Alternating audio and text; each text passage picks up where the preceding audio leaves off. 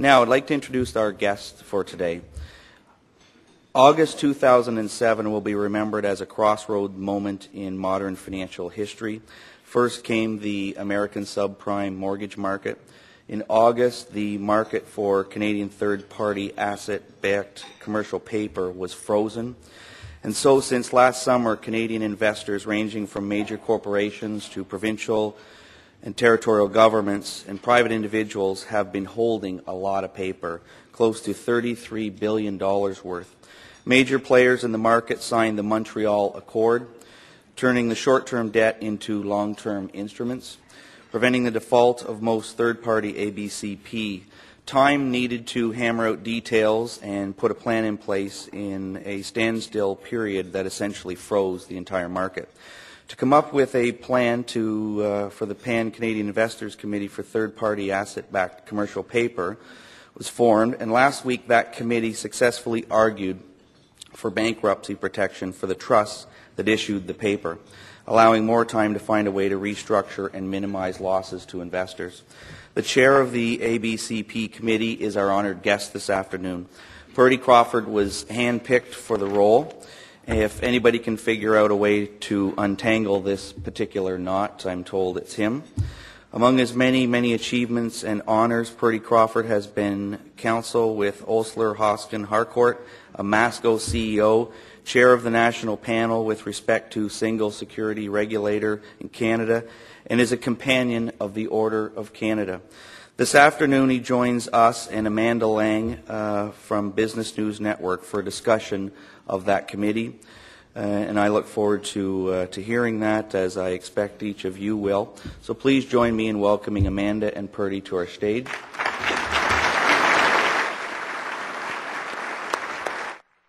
go ahead, Purdy.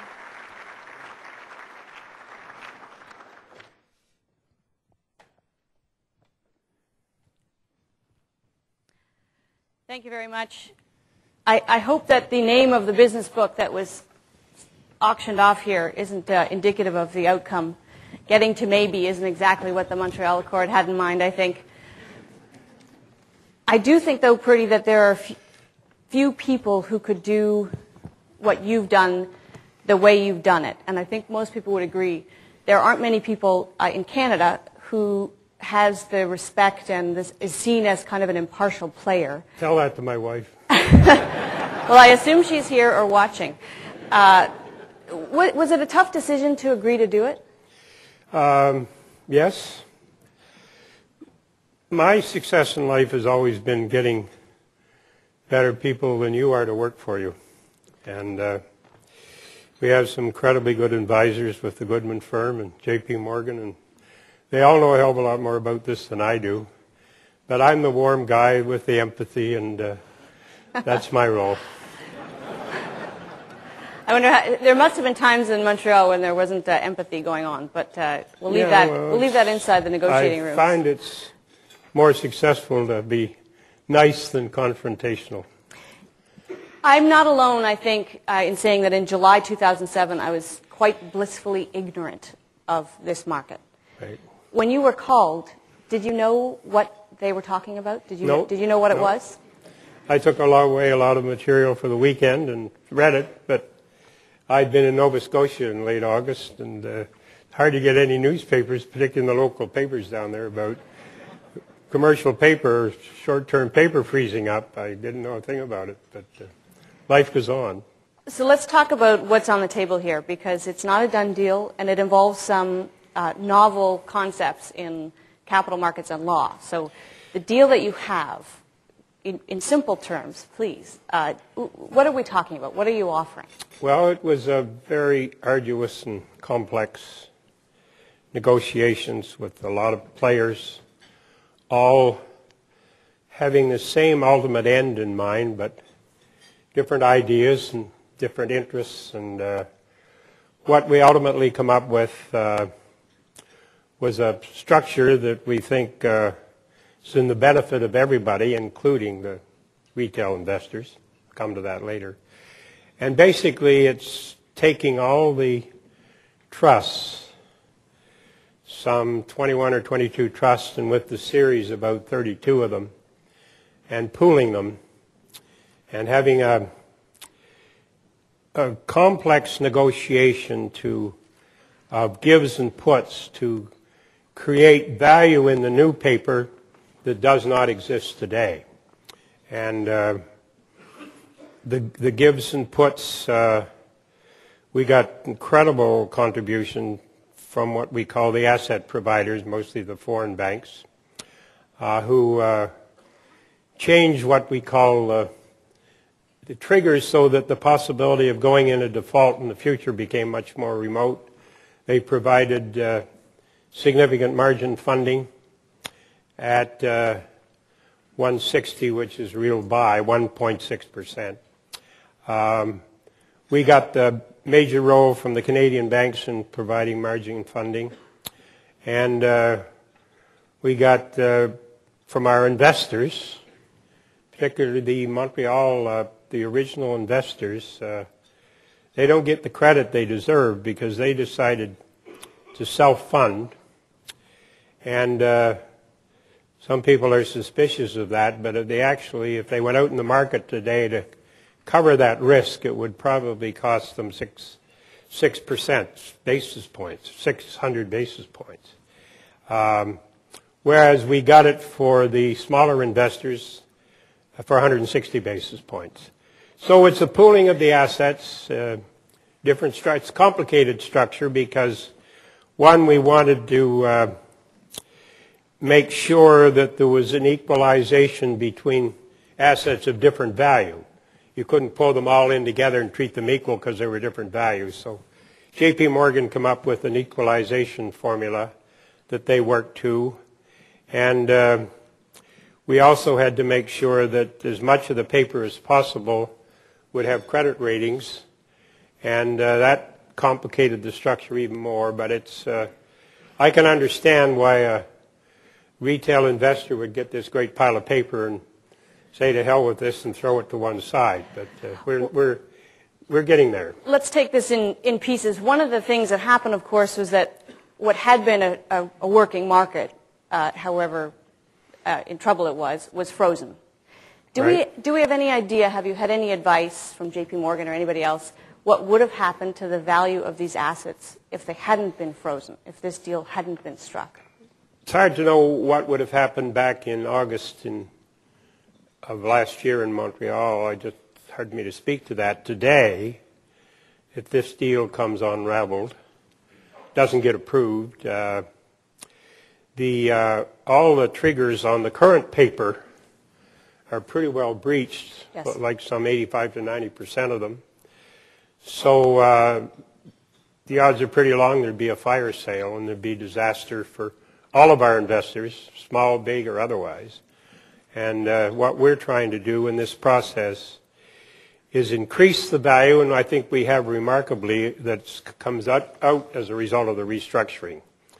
And that only happened, we've had a lot of criticism about long-term matching the commercial paper maturity to the maturity of the mortgages, et cetera, on the other side, but that could only happen by putting together the matching of the assets and liabilities. One question coming from the room is, under what circumstances might a restructuring agreement not be reached? Well, I think the major issue now going ahead, there are other issues, but is we made the decision, we being the Investors Committee with our advisors, that we would go under CCAA for several reasons. One, to go and have a meeting of each series, 32 meetings.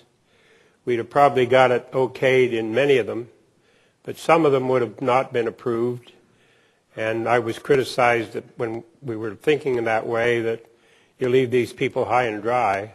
So with this pooling concept and bringing them all together and value equalization concept, we've made a lot of headway, and we're very pleased about where we are. But you want to look ahead. The big issue is retail investors who say, quite justifiably, I have great empathy for them and feeling for them, and I get emails from them every day, and they're articulate and well expressed, that they're being left out, that they're not being treated properly. And we have to, in a major way, turn our attention to how we're going to deal with those issues. Because when we made the decision to go under CCAA and pool the assets, we knew quite consciously that we were giving, in addition to a 2/3 principal amount vote, we were giving all of the holders of the paper one vote, no matter how much paper they owned. So we knew that these people would be at the table eventually. I must say, if I'd have known there were so many of them early on and had more contact with them, we'd have had them on our committee. But when the requests started coming, we were 90% of the way through, and it was hard to adjust that. So let's answer some of the questions that retail investors have. Okay. Is there any way for anybody to get 100 cents on the dollar on the paper that they hold?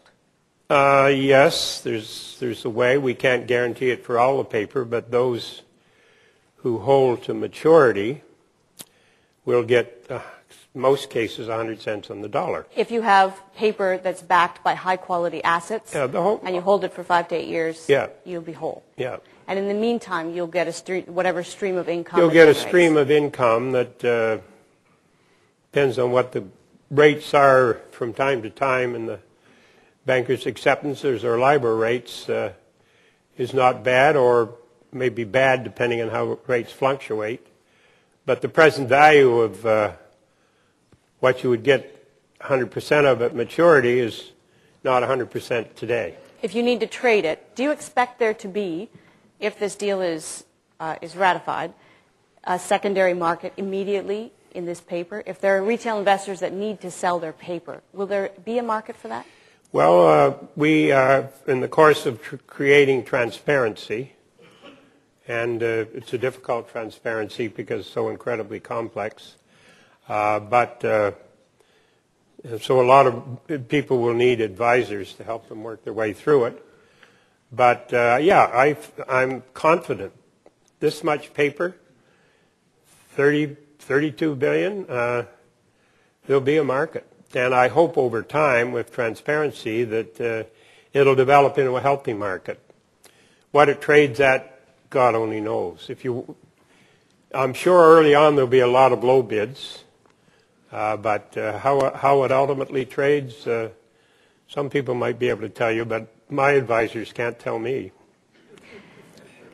There is one element of the agreement that is troublesome to some retail investors, and maybe the single biggest stumbling block, and that's the so-called master release. They agree, if they agree to this agreement, that they will not sue. They give up their right to sue. Mm-hmm.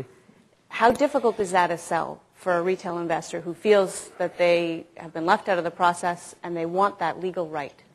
Well, if you look at the material, and I'm not going to go through it, but there were a lot of gives and takes in this arduous negotiation. Certainly the major investors on my committee gave up a lot, including the commitment to self-fund. I don't think we'd have ever got the margin funding otherwise without their commitment to self-fund and take a huge risk. They've helped in many other ways. They're very wise people. Helped Goodman's and J.P. Morgan with me looking over their shoulder to come up with a structure. The dealer banks made big contributions. They all want releases. I can understand the retail investors being concerned about this, or many investors. The reality is the major investors are giving the same releases. They won't be able to sue banks or whoever sold them the paper, or the asset providers, or whatever. It's a tough one to accept, but you have to look at the alternative. The alternative is collapsing lawsuits, long, arduous lawsuits potentially, because if you sue X, X will join Y, and Y will join B, and that's several years. And God knows where it ends up. It's not so obvious that people are liable.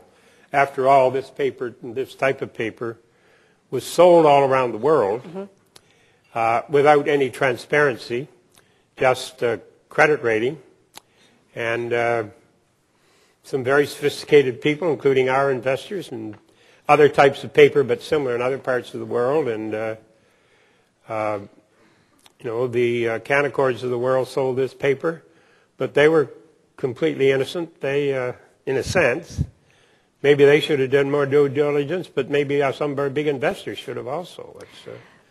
It's not obvious to me that anybody would be clearly liable, unless there were very special circumstances in a given case where there was a misrepresentation or somebody. You and I have heard from the same investors, some of whom, not all of whom, but some of whom say they wound up owning paper that they didn't mean to own. They thought they were putting their bank account, essentially their ready cash, in government-backed securities, T-bills or the like.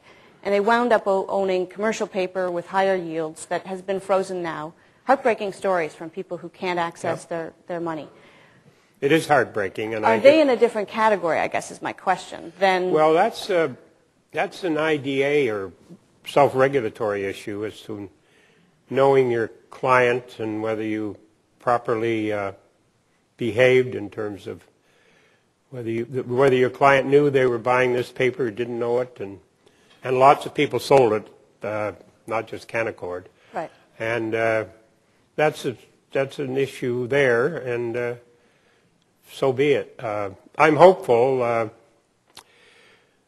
that the retail investors will get some good advisors and will come to the table realistically. And I'm quite hopeful through moral suasion or otherwise that we can put hopefully, but I can't commit, quite a package on the table for them. All right, let's talk about the otherwise. The retail investors do have, as of today, legal representation for all of them in one body. So presumably, I don't know whether it's one body or not. There are a lot of retail investors, maybe 1,400. Yeah. I have no idea how many of them have this legal representation. Okay. But they have common interests. I don't want to downplay the fact that they have representation. In their negotiation, either with many lawyers or one, I hope for your sake it's just the one, do you countenance any possibility of making a deal, of saying it's a relatively small slice of the overall $33 billion market, we're going to give you 100 cents? We'll make a deal. Will it be 100 cents? I don't know. No. I can't say what the deal will be. I can just tell you we'll make a deal. In order to get the agreement from the group? It's in order to get the agreement from everybody. There are a lot of actors here. Okay. Do we know, this is a question from the room, what kind of support exists today? Have you had any sense from, you said it yourself, you gave them a lot of power. Do you know what they're thinking? Well, I talk to a fair number of them, and I get emails and email back a fair number of them. Some of them are angry, justifiably in their perspective. Some are quite understanding and hopeful that I will play a role in reforming the system once we get this behind us. Others are to be convinced, but they have an open mind. They seem to have some, they know they have some power, and they're not going to hesitate probably to use it, to be frank with you. My really concern is that they'll overplay their hand and the thing will come crumbling down. That's the real concern. Well, that gets us to a bit of advice from Don Johnson. Oh, and in my experience, you should always take Don's advice. I should tell you about Don. I was at a dinner once. Oh, no. Sorry, Don. And we had a Canadian who had won a Nobel Prize in economics who was speaking. And Don gets up and starts to cross-examine him. And so I'm a little afraid when I get a question from him. Well, it's not about common currency zones. He says, to get the support of that majority of the retail investors, why don't you talk to them directly? Could you write a one-page letter? Well, we're going across the country starting Monday. Start Monday morning in Toronto, Monday afternoon in Montreal, Tuesday morning in Edmonton, and Tuesday afternoon in Calgary, and Wednesday morning in Vancouver. And I'll be talking to them. And we'll have call-ins, and we'll have a number they can call in. I think, I think some of them are just burned out when they got this big package. The reality is we've created transparency, but it's not that easy for everybody to understand. And I got an email a couple of days ago. Guy said, when I got this, I just threw it across the room. To hell with this. It's about the size of a phone book. Yeah, it's necessary. I mean, if you want to have an intelligent market to create a secondary over-the-counter market, you have to have the transparency. But these issues are complex issues, the trades and the swaps and all those things.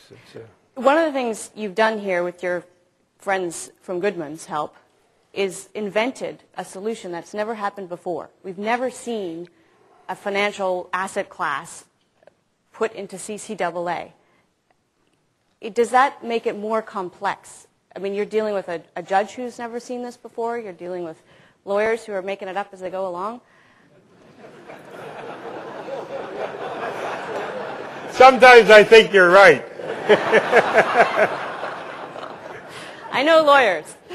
But No, it's more complex because it's new. It is complex. It is new. We're pioneering both with J.P. Morgan and with Goodman's. As I say, they're a hell of a lot smarter than I am, but I have to keep them under control if they get too excited or something. But other than that, it is a complex thing.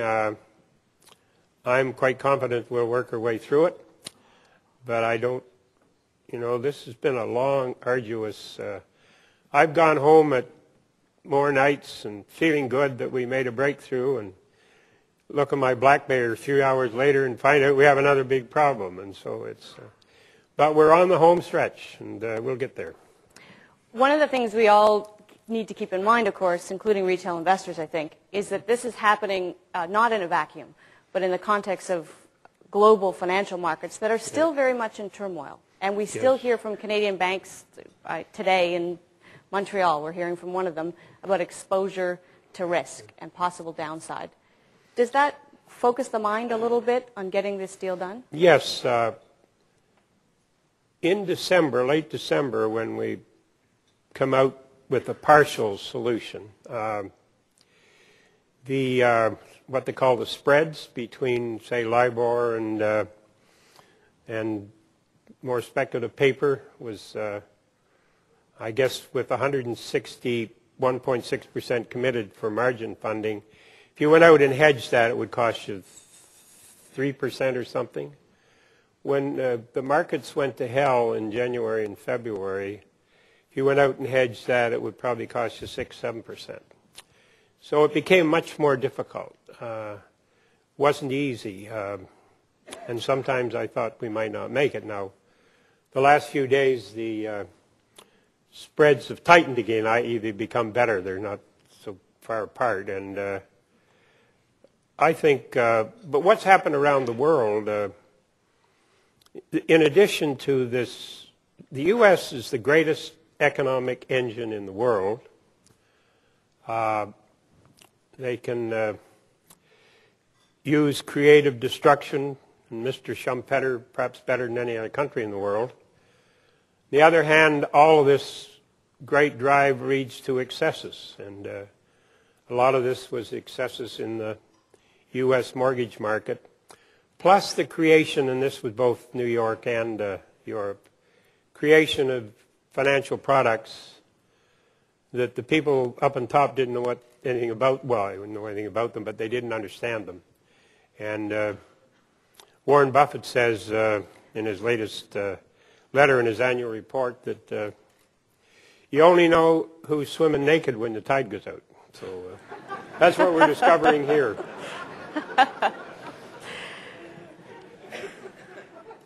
The hunt for yield, the hunt for returns, which had, I mean, that was a worldwide phenomenon when the spreads were abnormal. Could this happen again?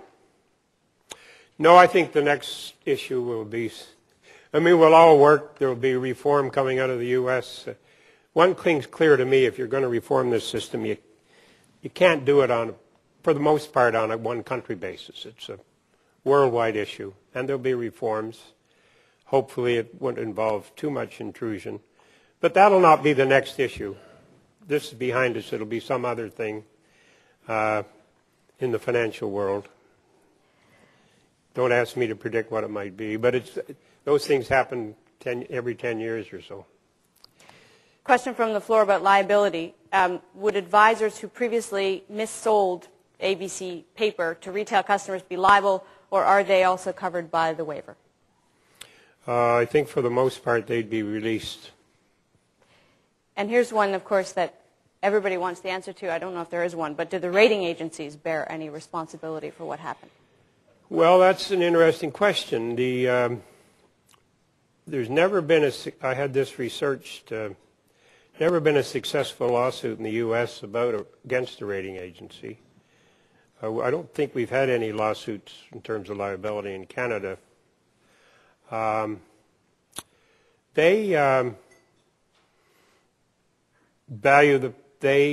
rated the paper. They had the transparency they needed, but they were prohibited by the asset providers from creating transparency. I think it would be a long shot, to be frank with you. But I don't know. I should ask the lawyers that question. Somebody is somewhere. In terms of your role and what we have here, do you believe with all your heart that this is the best possible deal? Best possible deal? Well, as I keep saying and through this process, what we're doing is the art of the possible. I could sit down and be theoretical and come up with a deal and didn't have to negotiate it with 100 other people. Why, it would be better than what we had to negotiate with all these people. But what we did is the art of the possible, and people were very cooperative, but as I said, they had their own interests, and we worked our way through it. I think was incredible testimony to the system, financial system. And are you optimistic? Very optimistic. About this? About this.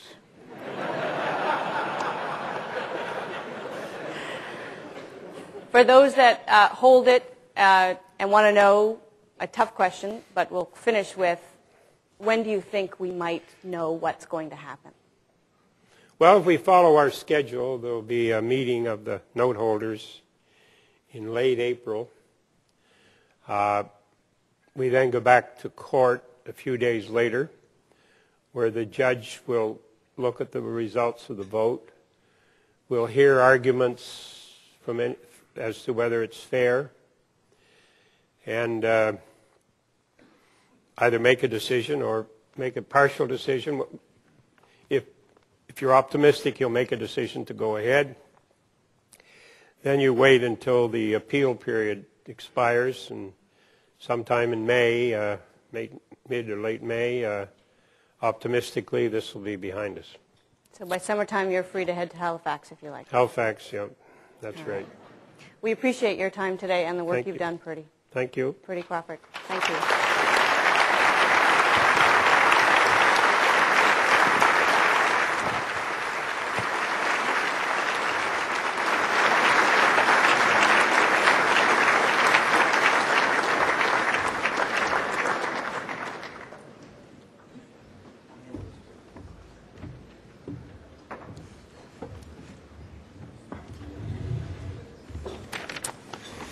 Thank you. Maybe we could have this program rebroadcast on Comedy Central.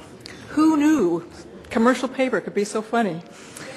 Anyway, I have the honor today of thanking Purdy Crawford for being with us, and I want to say my sense of Purdy Crawford is he's the closest thing to Canada has to a superhero, a highly respected lawyer.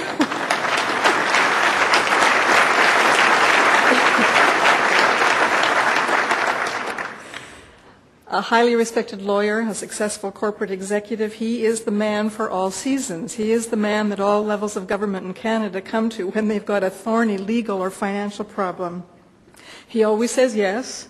He always approaches a challenge with grace and humor and thoughtfulness, and we have seen a lot of that on the podium today. He is just a man who can't say no, something like Anno Addy. We are very grateful that when we asked him to speak to the Canadian Club today, he also said yes. And for many of us, you've made a very difficult subject easier to understand, and you've made us a little better prepared and a little more sanguine about the vagaries of contemporary market instruments. We are delighted you said yes to the Canadian Club. Thank you very much.